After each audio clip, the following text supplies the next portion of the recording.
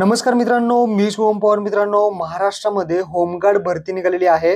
या भरतीचा online form आहे, तो कशा पद्धतीने भरायचा आहे A to Z माहिती आपण या व्हिडिओमध्ये घेणार आहे. 9,700 पेक्षा जास्त जागा असू शकतात. लेखी परीक्षा होणार नाही. फक्त तुमचं जे काही ग्राउंड आहे ते ग्राउंड होणार आहे. तुम्ही फक्त 10वी पास असाल तर यासाठी अर्ज करू शकता. कोणतीही फीज तुम्हाला लागणार नाही. तर यासाठी सर्व माहिती पाहूयात. व्हिडिओ सुरू करूयात.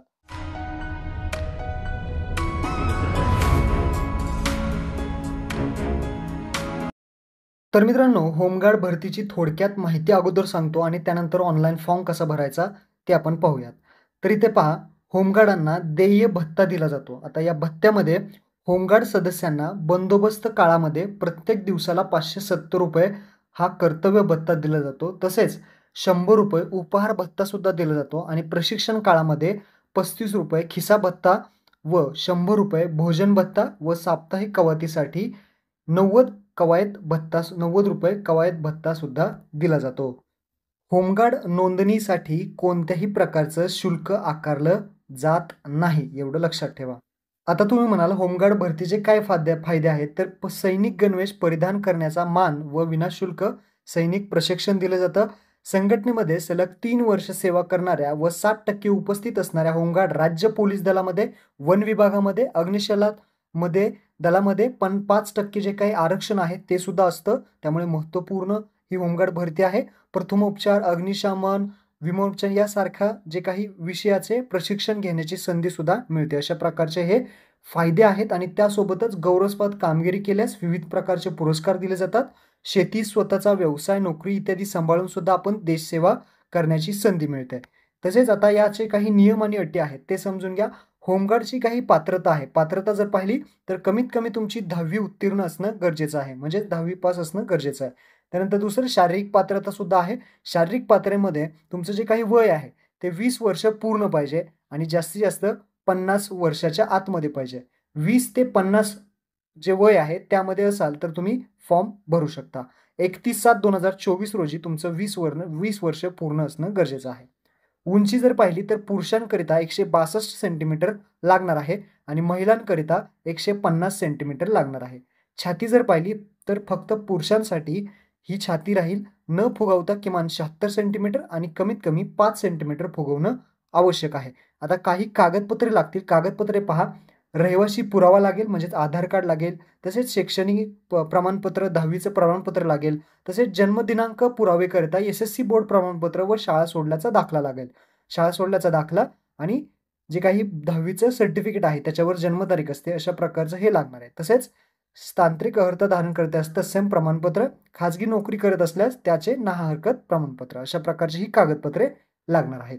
शारीरिक क्षमता चाचणी असेल ज्यामध्ये 10वी धावणे, 1600 मीटर धावणे असेल, 800 मीटर धावणे असेल, तर याचा तुम्ही स्क्रीनशॉट एकदा काढून घ्या आणि याची जी काही जाहिरात आहे ती तुम्हाला डिस्क्रिप्शनमध्ये सुद्धा दिलेली आहेत. तर तुम्ही प्रत्येक जिल्ह्याच्या जाहिराती आहेत त्या डाउनलोड करू शकता. लक्षात ठेवा, रनिंगमध्ये पात्र होण्याकरिता किमान 10 गुण तुम्हाला आवश्यक राहणार आहे. तसेच गोळाफेकीचं सुद्धा दिलेलं आहे.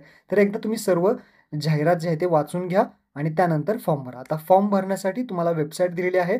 फॉर्म कसा भरायचा ते सुरू करूयात. तुम्हाला सर्वात पहिल्यांदा या वेबसाईटवरती यायचं आहे. maharashtracdhg.gov.in या वेबसाईटची लिंक तुम्हाला खाली डिस्क्रिप्शनमध्ये दिलेली आहे. इथं आल्यानंतर आपल्याला पाहू शकता होमगार्ड नोंदणी 2024 जाहिरात. जिल्हानिहाय इथे जाहिरात आहेत. सर्व इथे जिल्हे दिलेले आहेत. तर यामध्ये अर्ज भरण्याचा जो कालावधी आहे तो प्रत्येक जिल्ह्याचा वेगवेगळा आहे. लक्षात ठेवा, तुमच्या जिल्ह्याची इथे जाहिरात तुम्ही डाउनलोड करू शकता आणि शेवटची तारीख किती आहे फॉर्म भरायची ते सुद्धा पाहू शकता.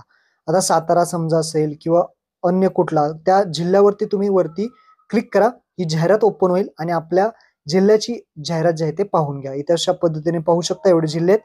राईट साईडला इथे क्लिक करा आणि तुमच्या जिल्ह्याची जी काही नोंदणीची जाहिरात आहे ती एकदा पाहून घ्या. अशा पद्धतीने आपल्या जिल्ह्याची जाहिरात पाहून घ्या. आता ऑनलाईन फॉर्म भरण्यासाठी HG एनरोलमेंट इथे क्लिक करायचं आहे आणि इथे पहिला ऑप्शन आहे एनरोलमेंट शेड्यूल, तर त्यावरती क्लिक करायचं आहे. म्हणजेच काय होईल, तुम्हाला शेड्यूल दिसेल, कोणत्या जिल्ह्याचं किती तारीख आहे, एनरोलमेंट डेट किती आहे ती दाखवली जाईल, शेवटची तारीख. तसेच वॅकन्सी किती आहेत मुलांसाठी मुलींसाठी त्या दाखवले जातील. काही प्रश्न असतील तर तुम्ही मोबाईल नंबरवरती फोन सुद्धा त्यांना करू शकता. अशा पद्धतीने ते सगळी शेड्यूल दिलेलं आहे. हे एकदा वाचून घ्या. ऍड्रेस वगैरे सगळं आहे. त्यानंतर इथे HG एनरोलमेंट यावरती क्लिक करून ऑनलाईन एनरोलमेंट फॉर्म हा 3 नंबरचा ऑप्शन आहे त्यावरती क्लिक करायचा आहे. ऑनलाईन एनरोलमेंट फॉर्म वरती क्लिक केल्यानंतर हा फॉर्म ओपन होईल. इथे आपल्याला फॉर्म भरायच्यामध्ये जिल्हा विचारला जाईल, डिस्ट्रिक्ट आपला जिल्हा निवडायचा आहे. जिल्हा निवडल्यानंतर युनिट झोन विचारला जाईल, म्हणजेच तुमचा जो काही पत्ता आहे त्यानुसारच तुम्हाला इथे जी माहिती आहे ती इथे सिलेक्ट करायची आहे. तुमचा जो काही झोन आहे तो झोन सिलेक्ट करा. त्यानंतर तुम्हाला इथे पोलीस स्टेशन विचारलं जाईल. तर तुमच्या शेजारचं जे काही पोलीस स्टेशन असेल, मोठं पोलीस स्टेशन असेल ते इथे दाखवले जातील. तर जे काही पोलीस स्टेशन आहे ते तुम्ही इथे सिलेक्ट करा. आणि इथे सूचना दिली आहे पहा, उमेदवारांनी पथक उपपथक निवडताना आपला निवासी पत्ता ज्या जिल्ह्यात आहे त्याच जिल्ह्यात अर्ज करायचा आहे.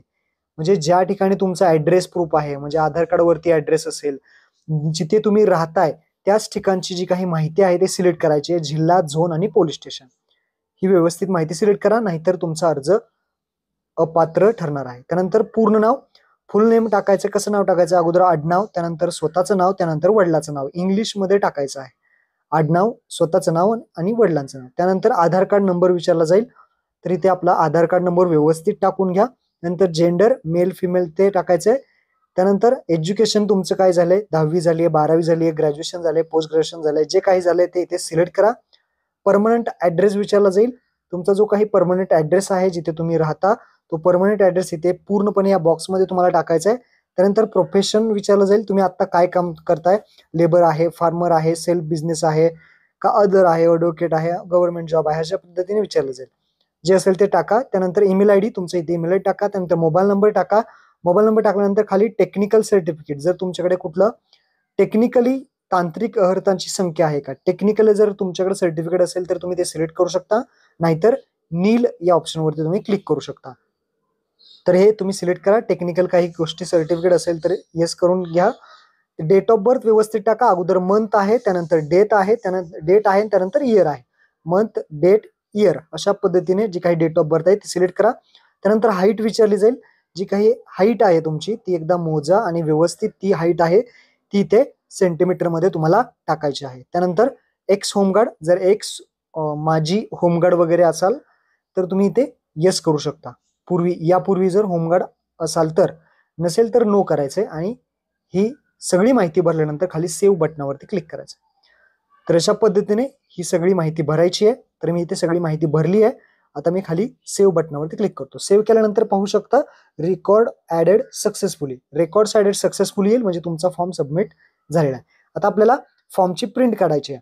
प्रिंट एनरोलमेंट फॉर्म प्रिंट काढायला विचारले, आधार कार्ड नंबर आणि बर्थ डेट टाकायची आहे. तर तो ऑप्शन इथे सुद्धा आहे. HG एनरोलमेंट मध्ये शेवटून दुसरा print registration form, print registration form वरती आल्यानंतर इथे आधार कार्ड नंबर टाका, बर्थ डेट जे आहे ते व्यवस्थित टाका आणि सबमिट करा. तुमचा जो फॉर्म आहे तो इथे प्रिंट काढण्यासाठी येईल. तर अशा पद्धतीने सर्व तुम्हाला हे फिल करून घ्यायचं आहे. आणि याची जी प्रिंट आहे ती प्रिंट काढून घ्यायची आहे. यामध्ये ज्या काही प्रिंट काढल्यानंतर फोटो वगैरे असेल तो चिटकवायचा आहे. आणि जे काही ऍड्रेस असेल त्या ठिकाणी तुम्हाला जे काही होमगार्डची भरती होणार आहे, जे ग्राउंड होणार आहे त्या ठिकाणी तुम्हाला फिजिकल टेस्ट आहे तुमची, म्हणजेच ग्राउंड, त्या ठिकाणी तुम्हाला हे घेऊन जायचं आहे. तर अशा पद्धतीने महत्वपूर्ण हा व्हिडिओ होता. आपल्या मित्रांना शेअर करा. धन्यवाद. जय हिंद, जय महाराष्ट्र.